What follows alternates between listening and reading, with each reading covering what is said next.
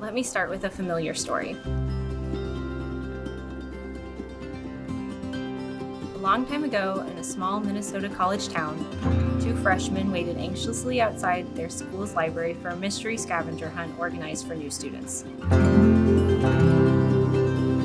The two kids looked around the crowd in hopes of making a friend.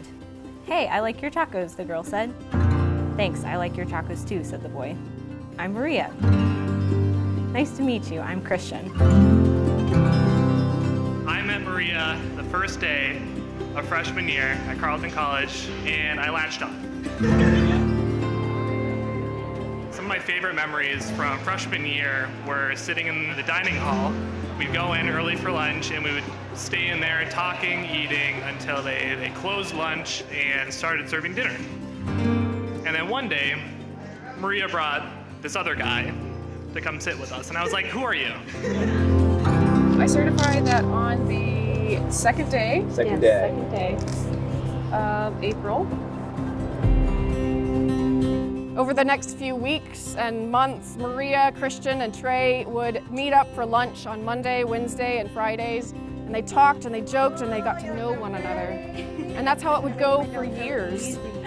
Christian dated other girls, but Maria continued to be a constant presence in his life. But it was only when Maria started dating someone else that things changed. Christian had always come to Maria for advice about girls, and Maria helped him through many a girl trouble.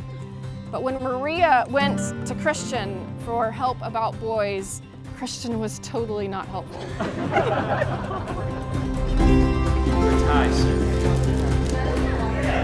And he called me one day and he said, "Maria has a date." And I said, "Great, good for her, I'm so excited." And he was like, "Well, I'm not." And I was like, "Okay, tell me more." And he's like, "Well, I have this protective older brother feeling." And I said, "Okay, tell me more about this feeling that you have." So we teased it out a little bit, and it turns out he just really didn't want her to go on a date with anyone else. Maria and I were pen pals. Maria had been on a couple dates with someone else, and I got an email with the subject line, "Motto of the week, when it rains, it pours." So something kind of big happened tonight, and you're the first person I'm telling, and it's pretty big. Basically, Christian and I are together. I've always had feelings for him, but I cared for him more than I did for wanting to be in a relationship with him. So I supported him and worked on trying to somehow get past and move on with dating someone else. But I think as I was trying to do that, a part of me was still kind of stuck on him. It's just that he makes me so happy. And now we're giving it a go, and I don't want to be too overexcited by it, but I am feeling so content and almost lucky. Dear Maria, we finally made it. The day that was planned, postponed, and planned for again is here. I'm so excited to marry you. It feels like not that long ago and forever ago that we met by chance outside Gould Library at Carleton. From that first lunch when you invited me to sit at the LDC, I knew you were going to be a treasured friend. While I may have missed the memo that we would date, and after a failed relationship, I eventually figured it out, how amazing a woman you are, and that everything that I had been looking for in a partner was right in front of me.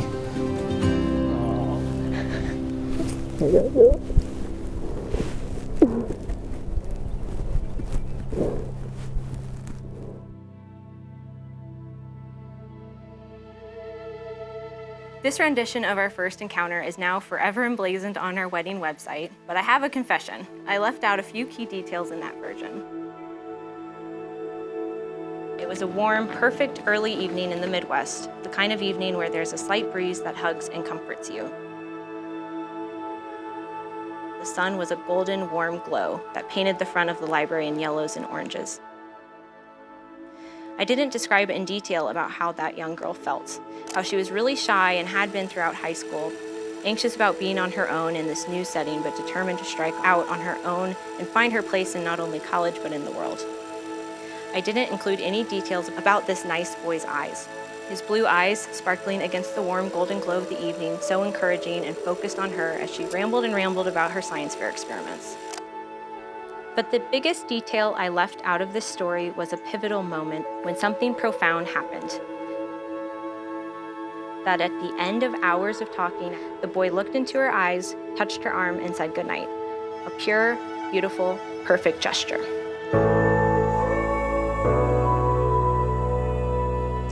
I can remember these details so vividly because in that simple moment, a shift happened in my life as I felt something special immediately connect me to you. Something sacred and beautiful and awesome in the true sense of the word. From the moment that Maria saw Christian and they complimented each other's Chacos, she knew that this was the man that she was going to be with for the rest of her life. Maria has the uncanny ability to know these things, to identify some invisible spark of the divine, of fate, of love, or whatever, and see it through. In a world without a lot of magic, this superpower is pretty magical.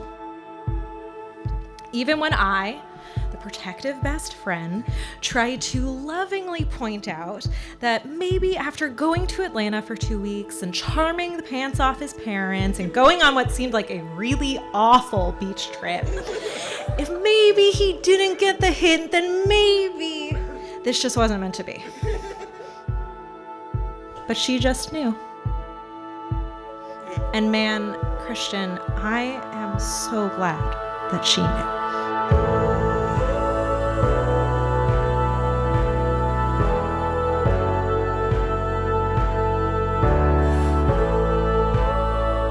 And then one day, just as simple yet ineluctable as our first meeting was, that sacred, beautiful friendship became something more. And immediately, my dear, I was head over heels smitten, capital L-O-V-E, madly rom-com kind of love in love with you.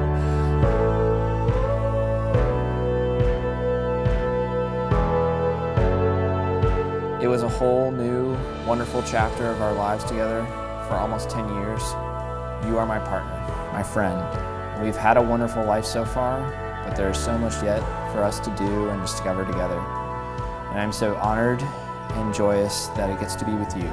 Your aces, Maria. Christian, my best friend.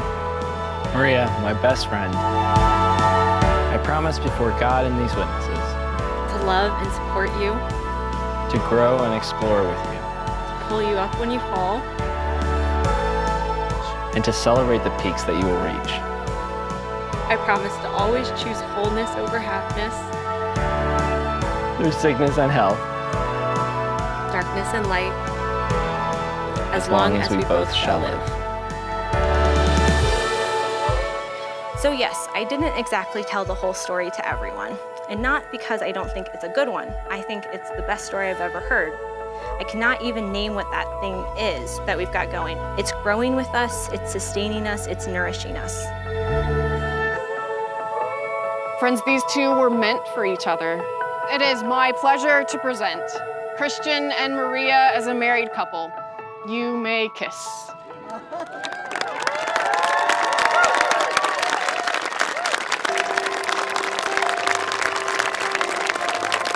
So, Christian, I didn't think I was going to like you.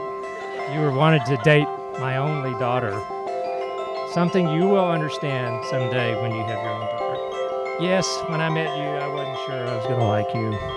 But I do know I love you now.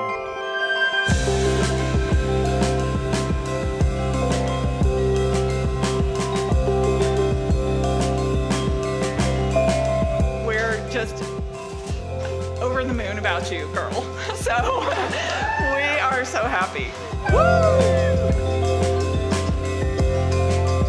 I've known Christian about 12 years now, and for all but about the first week of that, I was pretty sure that this day was coming.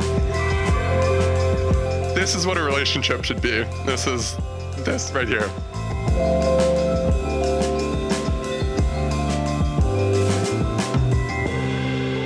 Maria, I know you think I love Christian more than you. It's not true. Today, walking down the aisle with you was seeing truly how happy you were. It's one of the highest privileges as a father can ever have. You're my moral compass. go and have an adventure together. Have time to hold on to each other and have time to enjoy the goodness of life. Return to each other when it is hard. Strengthen your relationship by going to counseling, asking advice, seeking help, whatever it takes. Love each other. Love each other fiercely, proudly, and confidently. You two have a love that is built on true friendship, and I have no doubt that you'll carry each other through each adventure from one to the next. And I love you both so much. You're aces. Cheers.